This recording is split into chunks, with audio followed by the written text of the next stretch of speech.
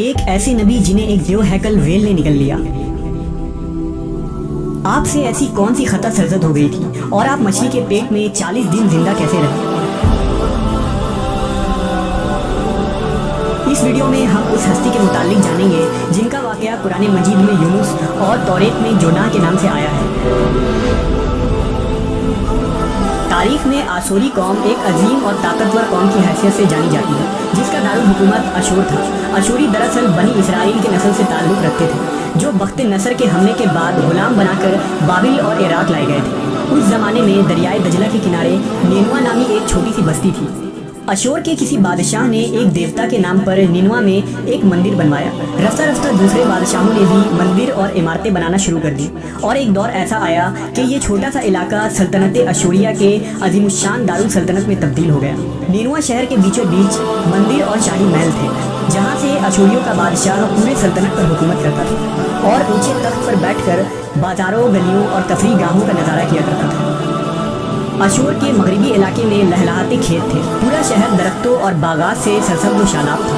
اشوریہ لوگ پتھر تراشنے کے فن میں بھی ماہر تھے، لہذا جگہ جگہ سنگ مرمر کے دیواروں پر انہوں نے اپنے دیوتاؤں کے نقش و نگار بنا رکھے تھے۔ مختصر یہ کہ نینوا تہذیب و تمدن کے لحاظ سے انتہائی ترقی یافتہ شہر تھا۔ اشودر دیوتا ان کا سب سے بڑا دیوتا تھا۔ نیز یہ لوگ بادشاہ کو بھی خدا کا درجہ دیا کرتے تھے۔ یہ لوگ بت پرستی اور کفر و شرک میں مبتلا تھے۔ اس وقت نینوا کی آبادی 1 لاکھ سے زیادہ تھی اور یہ 700 قبل مسیح کا زمانہ تھا۔ اللہ نے اس زمانے میں اس قوم کی ہدایت کے لیے حضرت یونس علیہ السلام کو بھیجا۔ حضرت یونس کا پورا نام یونس ابن متا تھا۔ آپ حضرت ہود علیہ السلام کی اولاد میں تھے، جبکہ بعض مفسرین نے لکھا ہے کہ یونس علیہ السلام کا تعلق بنی اسرائیل سے تھا۔ آپ حضرت یوسف کے چھوٹے بھائی بن یامین کے بیٹے تھے۔ جب آپ کو نبوت ملی اس وقت آپ کی عمر 28 سال تھی۔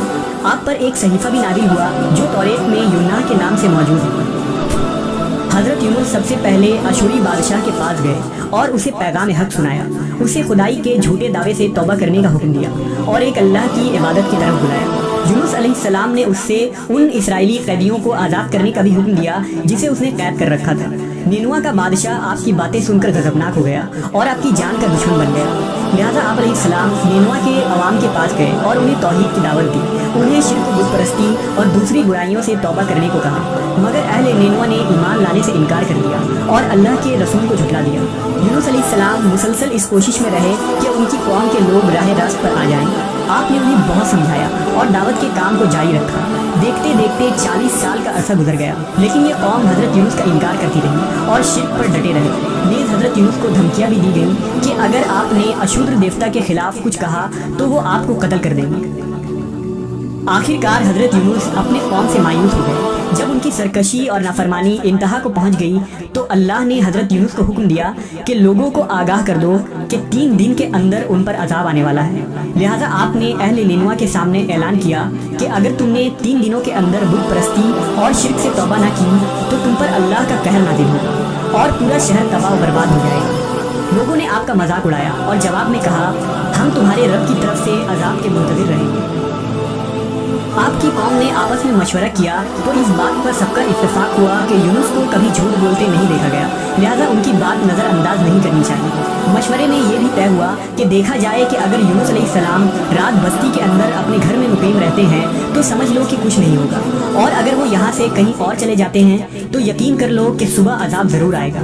حضرت یونس علیہ السلام رات کو اس بستی سے نکل گئے۔ صبح ہوئی تو عذاب الہی کا ایک سیاہ دھواں بادل کی شکل میں بستی والوں کے سروں پر منڈلانے لگا۔ جب وہ ان کے قریب ہونے لگا تو ان لوگوں کو یقین ہو گیا کہ اب وہ سب ہلاک ہونے والے ہیں۔ دراصل حضرت یونس علیہ السلام اپنی قوم سے ناراض ہو کر چلے گئے تھے، مگر انہیں وہاں سے نکلنے کا حکم نہیں دیا گیا تھا۔ وہ عذاب کی اطلاع دینے کے بعد اللہ کی اجازت کے بغیر اپنا علاقہ چھوڑ گئے تھے۔ آثار عذاب دیکھ کر جب اشوریوں نے توبہ و استغفار کی تو اللہ نے انہیں معاف کر دیا۔ اللہ تعالیٰ کسی قوم کو اس وقت تک عذاب نہیں دیتا جب تک وہ اپنی حجت پوری نہیں کر لیتا۔ پس جب یونس علیہ السلام نے اس قوم میں مہلت کے آخری لمحے تک نصیحت کا سلسلہ جاری نہیں رکھا اور اللہ کے مقرر کردہ وقت سے پہلے وہ خود ہی ہجرت کر گئے تو اللہ کے انصاف نے اس قوم کو عذاب دینا گوارا نہ کیا اور انہیں معاف کر دیا گیا۔ جب حضرت یونس علیہ السلام فرات کے کنارے پہنچے تو ایک کشتی کو مسافروں سے بھرا ہوا پایا۔ حضرت یونس کشتی میں سوار ہو گئے اور کشتی نے لنگر اٹھایا۔ پورے دن میں کشتی سمندر میں سکون سے چلتی رہی۔ اچانک اونچی اونچی لہریں اٹھنے لگیں۔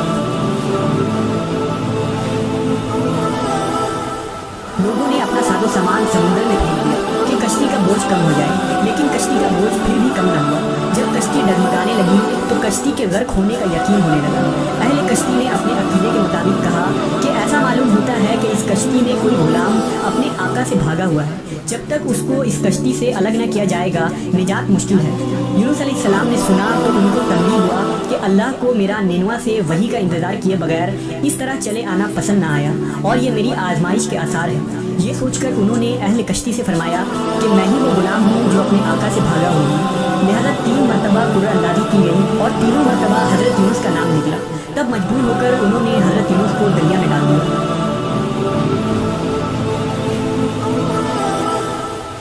उस वक्त अल्लाह ने एक बड़ी मछली को हुक्म दिया कि उन्हें निगल लो, ये तुम्हारी गज़ा नहीं है, इसलिए उनके जिस्म पर कोई तकलीफ नहीं होनी चाहिए। मछली ने हज़रत यूनुस को अपने पेट में निगल लिया। यूनुस अलैहिस्सलाम ने जब मछली के पेट में खुद को जिंदा पाया तो बारगाह इलाही में अपनी निदामत का इजहार किया कि मैं वही इलाही का इंतज़ार किए बगैर और अल्लाह से इजाज़त लिए बगैर उम्मत से नाराज़ होकर निनवा से निकल आया। हज़रत यूनुस ने मछली के पेट में अल्लाह को पुकारा। उन पर 3 अंधेरे इकट्ठे हो गए थे, रात का अंधेरा, मछली के पेट का अंधेरा और समुंदर का अंधेरा।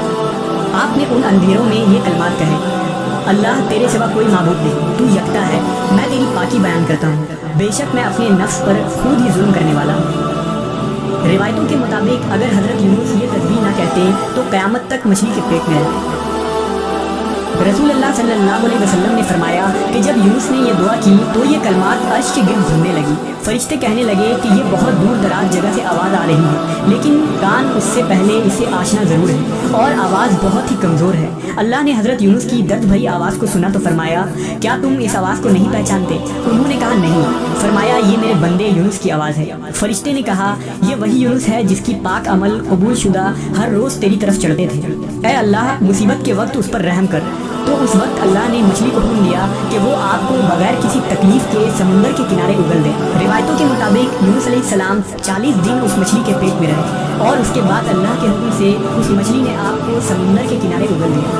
मछली के पेट में रहने की वजह से आपका जिस्म ऐसा हो गया था जैसे कि परिंदा का पैदाशुदा बच्चा जिसका जिस्म नरम होता है और जिस्म पर बाल तक नहीं थे।